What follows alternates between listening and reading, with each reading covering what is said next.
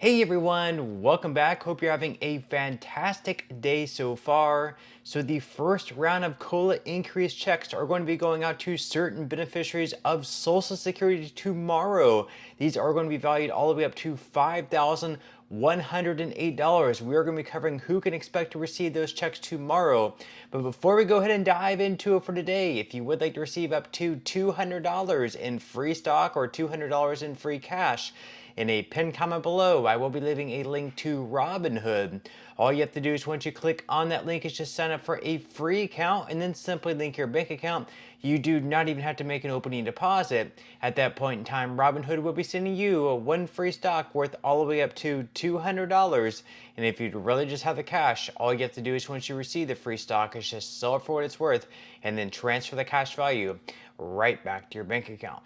Okay, so diving right into it for today, before we get into the COLA checks that are going to be sent out tomorrow up to $5,108, first off, we are going to be covering that recent bill that passed through Congress and was signed into law by Joe Biden on Sunday, which is the Social Security Fairness Act. Now, once again, that's going to impact those previously impacted by the windfall elimination revision, as well as the government pension offset, and it is expected to increase payments by right around $300 to $700 on average for those, once again, previously impacted by the WEP or the GPO. Now, as far as when we can expect those increases to take place, no one really quite knows. The Social Security Administration does have to come out with their own calculations, so it might be next month, but more realistically speaking, we might be looking at like March, April, or May. Now, there are a lot of people out there a little bit concerned about this bill passing because it is going to increase payments by so much for so many people. And right now we've heard different stories about the trust fund not being in the best shape, and that by 2033, if nothing is done about the trust fund, there could be cuts across the board simply because we don't have enough money in the trust fund or enough money flowing into the trust fund to be able to pay out everyone 100% of the benefits come like 2032, 2033, or 2034, depending on who you ask. So right now we are going to be examining, is the Social Security Trust Fund going to be going insolvent with this recent bill's passage? So according to Newsweek, President Joe Biden signed the Social Security Fairness Act on January 5th, eliminating the windfall elimination revision and the government pension offset, and so opening up higher benefit payments to millions of Americans. This major legislation restores full benefits to public sector retirees previously impacted by the WEP and GPO provisions. Biden stated the measure will raise Social Security benefits by an average of $360 monthly for 2.8 million recipients. But despite bipartisan support, critics warn the $196 billion cost over 10 years could strain Social Security, already projected to face insolvency by 2038 without further reforms. Now, see how there they actually mentioned 2038, but according to the CBO as well as the Social Security Trustees report, that is actually 2033 or 2034, and that's without factoring in what the cost of living adjustment was this year or in 2025. So it might even get moved up another year or so, just depending on what they researched and everything like that. Now they go on here to say they have like different economists and school professors who kind of make a comment in their own opinion on this bill's passage and what the future could be for the Social Security Trust Fund. So first off, we have Jeffrey Liebman. He says it won't bankrupt Social Security, but it is a poorly crafted piece of legislation. There are better ways to spend $200 billion to support public sector employees and better ways to spend $200 billion to make Social Security more equitable. Then we have Sylvester Schreiber. He says the legislation will increase expenditures without increasing revenues. Thus, it will shorten the time until the trust fund is depleted. It is fairly small potatoes in the larger financing outlook.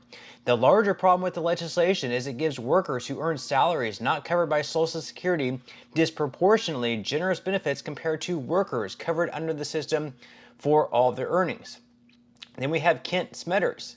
He says the act will move up the depletion date of the Social Security Trust Fund by about 6 months due to about $200 billion in extra cost over a decade.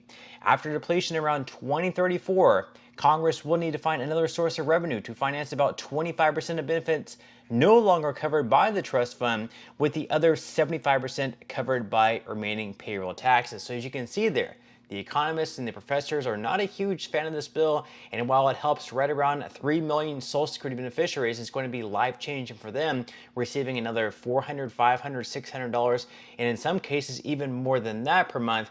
As you can see there, a lot of economists aren't the biggest fan of the bill simply because the trust fund is already not in the greatest shape, and with this bill's passage, it's going to speed up the insolvency of the trust fund by another 6 months. And once the trust fund does go insolvent, sure, payments are still going to continue going out, but the problem is, in order to make sure they continue going out, they are going to have to cut benefits across the board by anywhere between 19 to 26% for everyone, whether you receive retirement benefits, whether you receive disability, or whether you receive SSI benefits. And for a lot of folks out there who are solely relying or mostly relying on Social Security benefits in their retirement years, things are already pretty tight. So if you're going to cut, another 20% from your checks, things are going to get even tighter. So obviously you need to keep the trust fund afloat.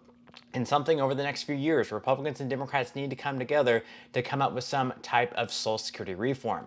Now, speaking of Social Security, like I mentioned just a moment ago, the cost of living adjustment checks are going to start going out in January. Some folks have already received those. For example, like SSI recipients actually received theirs back on December 31st because January 1st is a holiday.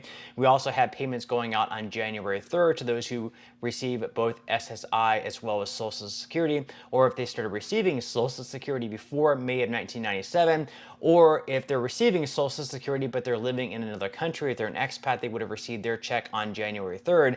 But tomorrow we have the first round of checks going out to a lot of folks on Social Security. It's going to be their first cost of living adjustment increase checks.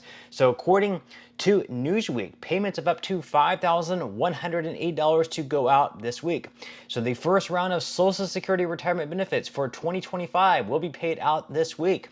Social Security benefits from the bedrock of retirement income for millions of older Americans. January 2025 marks the first month of boosted benefits for this year due to the cost of living adjustment, otherwise known as COLA, which raises payments on an annual basis to halt the erosion of purchasing power. All SSA administered benefits are subject to the rise, including retirement and disability payments. Now, what to know? Due to the huge number of recipients, not every claimant gets their money on the same date each month. The date of a beneficiary is paid is determined by various factors, including the type of benefit and their date of birth. This week, Social Security beneficiaries with a birthday that falls between the 1st and 10th of any given month can expect their monthly payment on Wednesday, January 8th, which once again is going to be tomorrow. Now, thanks to the COLA, the estimated average retirement benefit will increase by right around $49 a month, from $1,927 up to $1,976, according to the SSA. The maximum amount available to retirees who stop working at the full retirement age, currently 67 years old, is $4,018. If you take your benefits at the earliest possible age of 62, your maximum payment would be $2,831. But if you retire at the age of 70, which is the max, you could actually get a maximum of all the way up to $5,108 per month. However, as I mentioned there, most retirees do not receive the max benefit available, which is dependent on how much you earned during your working years. So of course, they take the 30 highest working years that you're earning, and you have to max out those earnings in order to receive the max benefit. So very few people actually receive the max of $5,108. But once again, those checks are going to be going out tomorrow on the 8th if your birthday falls between the 1st and 10th of any given month. But that's all we have for today's video. I certainly hope you enjoyed and found value out of it, and I will see you in the next one.